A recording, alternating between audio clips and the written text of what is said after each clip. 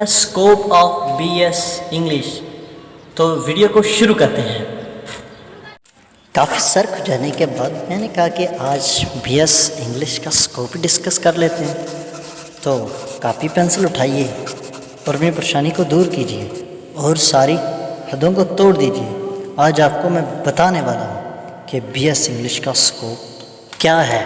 Sir को खुजाना छोड़ दीजिए और देखिए, पहला जो प्रोफेशन है, आप BS इंग्लिश करने के बाद एज अ टीचर भर्ती हो सकते हैं, बच्चों को पढ़ा सकते हैं और नेक्स्ट बाय नेक्स्ट लेवल पर ऊपर high school, higher educations and teacher professor सब कुछ आप बन सकते हैं। नहीं, यही नहीं, अभी और भी प्रोफेशन बाकी हैं लाला। जब आप आएंगे BS इंग्लिश करेंगे, उसमें आपके लिए बहुत सी अपॉर्चुनिटी मिलती हैं। इसमें आप इंग्लिश राइटर भी बन सकते हैं।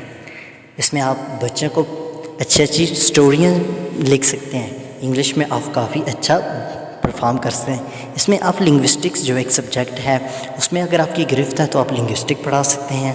अगर लिंग्विस्टिक के अलावा स्टडी स्किल्स में आपकी अच्छी खासी गिरफ्त है तो आप स्टडी स्किल्स पढ़ा सकते हैं। अगर एडवांस रीडिंग स्किल भी आप गिरफ्त रखते हैं तो उसमें भी आप लेक्चरशिप में भर्ती हो सकते हैं। तो स्टफ लिटरेचर का सब्जेक्ट भी आप आसानी से पढ़ा सकते हैं। अभी यही नहीं, अगर आप ड्रामाटिस्ट बनना चाहते हैं तो आप इंग्लिश ड्रामाटिस्ट भी बन सकते हैं और स्टोरियाँ लिख सकते हैं और अपने ख्यालात का इजहार कर सकते हैं, और वो भी बिल्कुल मुफ्त। इसके बाद अगर आप फिर आपका मूड बनता है कि मैं तो ये फ़लाँ लिखना चाहता था, फ़लाँ करना चाहता था, तो अपना पर्सनल ब्लॉग्स बनाइए और इसमें अपनी मुख्तलिफ़ किस्म की टाइप कीजिए और अपनी स्टोरियाँ बनाइए, अपने एक राइटिंग स्टाइल बनाइए। उसके अलावा अगर आप राइटर्स को अच्छी तरह पढ़ते हैं, उनकी बायोग्राफी को अपने अल्फाज में डिस्कस करते हैं, तो ये भी आपके लिए एक बहुत अच्छी अपॉर्चुनिटी है।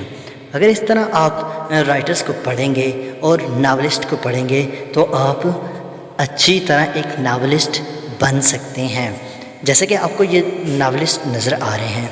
इस तरह आप ड्रामाटिस्ट, नावलिस्ट, पोइट और बहुत सारी अपॉर्चुनिटी आपके लिए मुयस्सर है। इसके बाद मेन चीज़, आप CSS कर सकते हैं। CSS में बहुत से सब्जेक्ट पाए जाते हैं, जिसमें सोशियोलॉजी होता है,